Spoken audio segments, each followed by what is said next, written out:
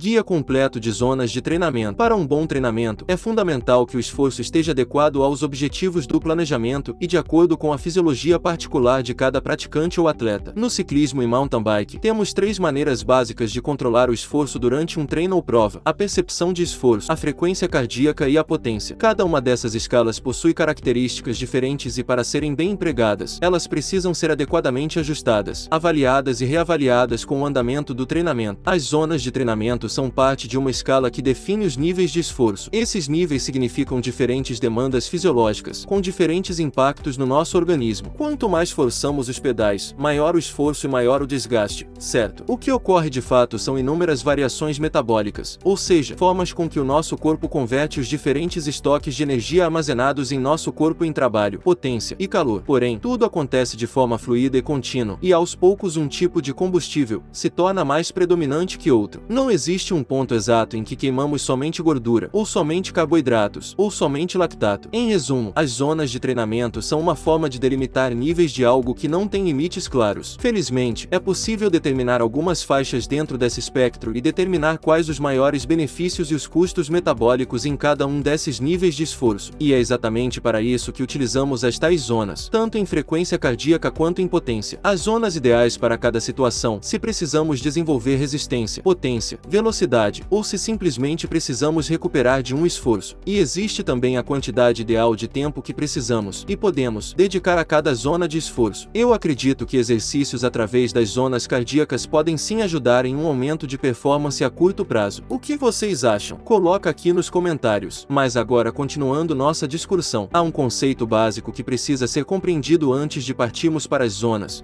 o limiar anaeróbio. Diferentes pesquisadores definiram diferentes nomenclaturas e definições específicas para esse fenômeno da fisiologia. Em resumo, o limiar anaeróbio, LAN, é o nível de esforço a partir do qual ocorre acúmulo de lactato no sangue, pois sua produção torna-se maior do que a capacidade de utilização e remoção. Acredita-se ainda que é um ponto de equilíbrio que representa o máximo esforço sustentável, em que a taxa de produção é exatamente igual à taxa de extração do lactato. Esse conceito é denominado MLSS, sigla em inglês para máximo estado estável de lactato. O LAN é extremamente importante no momento de definir as zonas de treinamento, pois ele determina um fator determinante nas respostas do organismo ao exercício. Há um outro limiar, mais baixo em esforço, que corresponde ao ponto em que a concentração de lactato no sangue sai da concentração basal e começa gradualmente a se acumular, ainda que em uma taxa moderada. Podemos denominar esse como limiar aeróbio. Embora menos famoso que o LAN tem um significado especial. É próximo a ele que a gordura participa como maior fonte de energia no exercício. Voltaremos a isso adiante. Há diversos métodos para determinar ou estimar os limiares, e a escolha depende principalmente dos recursos disponíveis. A maior precisão é alcançada por um teste de esforço progressivo em laboratório com aferição da concentração de lactato no sangue e volume de gases da respiração, no qual é possível encontrar com boa exatidão os limiares aeróbio e anaeróbio, o VO2 max e outros dados. Porém, ter acesso ou encontrar um laboratório bem equipado que ofereça esse serviço não é exatamente algo simples. Felizmente, temos algumas alternativas baratas e acessíveis e razoavelmente práticas. Os testes de performance em campo. 20 minutos.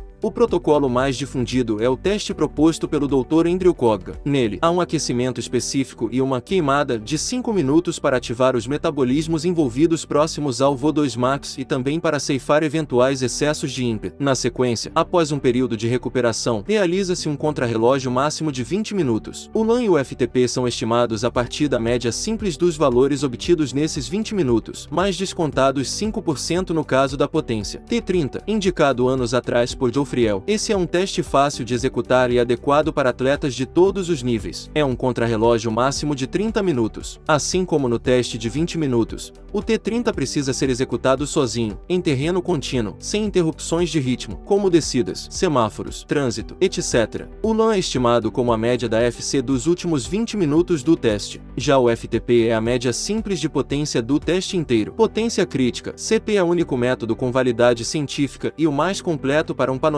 amplo da performance do atleta. São realizados 2 ou 3 testes máximos, geralmente 1 ou 2 mais curtos, entre 3 a 8 minutos, e um mais longo, entre 16 e 20 minutos. As médias de potência dos testes são convertidas em trabalho realizado em quilojoules a partir da duração de cada um, e uma calculadora específica é utilizada para determinar a maior potência que o atleta pode sustentar por um período indefinido sem acessar as reservas anaeróbias. A partir desse valor, conhecido como potência crítica, é possível estimar a maior potência possível para 60 minutos o FTP. Há também outras formas de estimar o limiar a partir da análise dos dados acumulados entre os arquivos de treinamento de um atleta. Provas curtas, 1 hora de duração, geralmente tem médias de FC e potência que podem indicar o LAN do atleta. Essas análises dependem de uma boa experiência e olhar do treinador, e idealmente devem ser mais um indício do limiar, e não um substituto para os testes. Com os limiares em mãos, o próximo passo é calcular as zonas a partir das porcentagens estimadas tanto para FC quanto potência. Posso usar a Fmax para calcular as zonas de frequência cardíaca? Não. As fórmulas baseadas em Fmax não dão conta de estimar as zonas de treinamento de maneira adequada. As zonas existem para delimitar respostas fisiológicas específicas dentro do espectro do esforço, e essas fórmulas não levam em consideração o fator mais importante, que é o limiar anaeróbio. Por exemplo, dois atletas com a mesma Fmax podem ter o LAN em pontos diferentes. Ao realizar um treino de intensidade, um atleta poderá estar acima do limiar anaeróbio, enquanto o outro estará abaixo, resultando em um estímulo e impacto muito diferente para o organismo. Do ponto de vista estritamente fisiológico, precisaríamos apenas de 3 zonas. Porém, para elaborar um treinamento bem estruturado e que contemple as diferentes demandas e situações, utilizaremos um sistema de 5 zonas baseadas em frequência cardíaca. Paralelamente, temos 7 zonas de potência, que correspondem e complementam as zonas de FC. Zona 1. Recuperação ativa. FC, 55 a 68% do limiar anaeróbio. Potência, abaixo de 55% do FTP. Percepção, muito fácil. Intensidade muito baixa. É possível manter uma conversa sem alteração no fôlego. Tempo por sessão, 30 a 50 minutos. Objetivos: promover a recuperação após intervalados de alta intensidade ou após treinos longos com depressão do glicogênio muscular. Manutenção das adaptações dos sistemas cardiovascular e músculo-esquelético. A zona 1 é conhecida como recuperação ativa, por permitir que o ciclista mantenha-se em atividade em um treino curto e leve sem causar mais fadiga. Também é importante gerar um pouco em Z1 no fim das sessões mais duras para descarregar parte dos resíduos metabólicos e para relaxar a musculatura. É por isso que vemos os ciclistas profissionais pedalando leve no rolo, por alguns minutos, após as etapas das grandes voltas, quando treinar em Z1, no fim de treinos intensos ou em dias de recuperação ativa. Exemplo de sessão: 50 minutos em Z1 no rolo após 2 dias de treinos intensos. Zona 2. Endurance.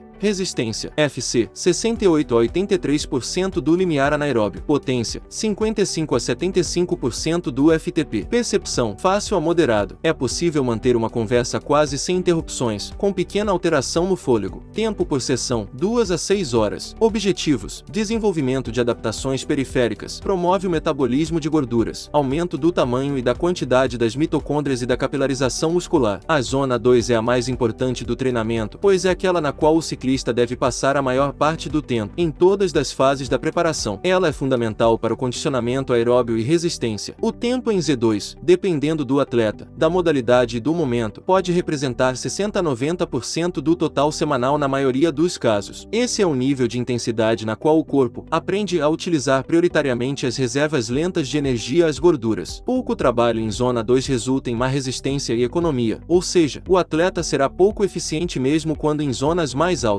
Algumas fontes indicam que o limite entre a zona 2 e a zona 3 está no limiar ventilatório 1 ou limiar aeróbio, não confundir com anaeróbio, o que é útil para quem realizar o teste ergospirométrico. Quando treinar em Z2, essa zona deve prevalecer no período de base e estar presente durante toda a temporada, inclusive no aquecimento das sessões mais intensas. É recomendável ter ao menos um longão semanal, entre 3 e 4 horas ou mais, com 75 a 85% do tempo total em zona 2. Exemplo: 3 horas em Z2, com foco em regularidade e constância no esforço. Zona 3, tempo, passada, FC, 84 a 94% do limiar anaeróbio. Potência, 75 a 90% do FTP. Percepção, intensidade moderada, que torna-se razoavelmente difícil após 20 a 40 minutos. Uma conversa precisa ser interrompida após uma ou algumas frases para retomar o fôlego. Tempo por sessão, 20 minutos a 3 horas, contínuo, ou tiros de 20 a 40 minutos. Objetivo: mesmo os benefícios da zona 2, além do trabalho em ritmo sustentado. A Zona 3 mantém muitos dos benefícios da Zona 2, acrescida da capacidade de manter um ritmo sustentado por um período de tempo razoavelmente longo, o que chamamos de manter o passo. Sua grande vantagem é estimular o aumento das reservas de glicogênio, que é a fonte de energia usada mais utilizada após as gorduras em uma escala crescente de esforço.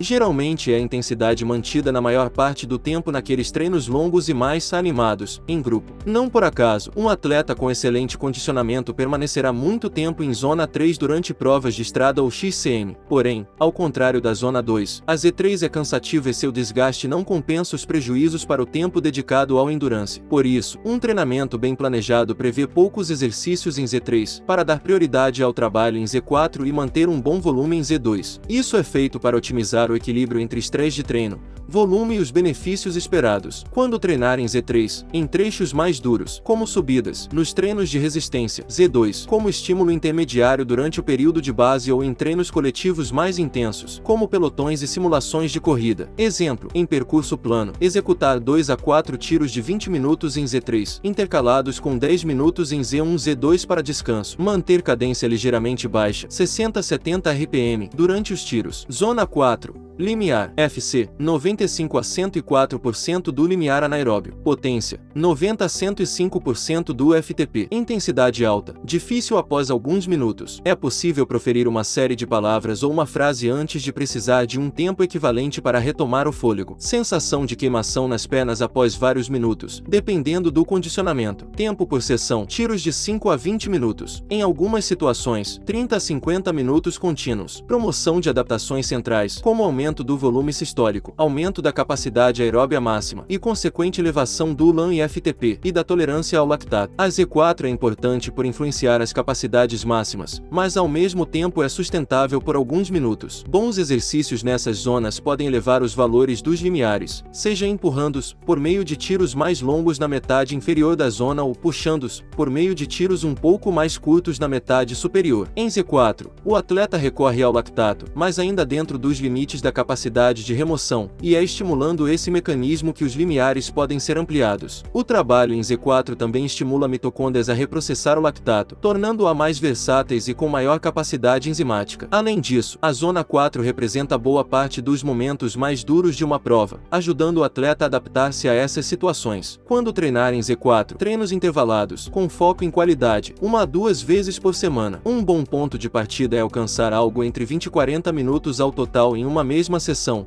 divididos em tiros de 5 a 20 minutos. Exemplo, após aquecer, executar 4 tiros de 10 minutos em Z4, com 5 minutos em Z1 Z2 entre eles. Para induzir adaptações musculares específicas para a prova, segure na parte baixa do guidão ou apoie no clipe durante os tiros. Zona 5, voo 2 CMAX, FC, acima do LAN, 90 a 100% da Fmax, potência, 105 a 120 150% do FTP, intensidade muito alta, sustentável por no máximo 3 a 8 minutos. É possível falar algumas palavras ou partes de frases, mas é preciso um tempo maior para recuperar o fôlego. A sensação de queimação nas pernas aparece em alguns segundos ou, no máximo, 1 ou 2 minutos. Tempo por sessão, tiros curtos entre 40 segundos a 3 minutos. Em algumas situações muito específicas, os tiros podem chegar a 5 minutos ou até mais. Desenvolvimento da capacidade anaeróbia e capacidade de remoção do lactato. Melhoria do VO2 máximo e ampliação do LAN e FTP. Essa é a última zona de FC, pois daqui em diante o ritmo cardíaco deixa de ser uma referência para o esforço. Embora o metabolismo tenha bastante contribuição anaeróbia, é nesse momento que alcançamos nossa capacidade máxima de transportar e processar o oxigênio. Ao entrar em zona 5, o ciclista terá poucos minutos para desfrutar dessa intensidade. A maioria consegue sustentá-la por 3 a 8 minutos. Por isso, é importante evitá-la se você precisar manter o ritmo por mais tempo, como no início de subidas longas. Por exemplo, os exercícios em Z5 são muito exigentes e cansativos, chegam a ser dolorosos. Se estiver cansado, é possível que seu coração sequer consiga alcançar essa zona, por mais que o esforço nas pernas e no medidor de potência já esteja lá. Quando treinar a potência do VO2 Max, assim como a Z4, é recomendado realizar 1 a 2 sessões semanais que incluem exercícios em tal intensidade. Os tiros são curtos e a recuperação entre eles não pode permitir grande queda da FC para maximizar os benefícios. Exemplo, após aquecer, executar 6 tiros de 2 minutos em Z5, com 2 minutos em baixa intensidade entre eles. Iniciar os tiros em pé por 10 a 15 segundos. Girar leve por 20 a 30 minutos e repetir a série. Zona 6. Capacidade anaeróbia. Potência: 120, 150, 150, 200% do FTP. Muito difícil. Sustentável por no máximo 1 a 3 minutos. Exige concentração e você consegue falar menos que um punhado de palavras. Esqueça o fôlego. Pernas queimam quase que imediatamente. Tempo por sessão: tiros de alguns segundos a no máximo 2 a 3 minutos. Desenvolvimento da potência máxima e força muscular, velocidade de movimento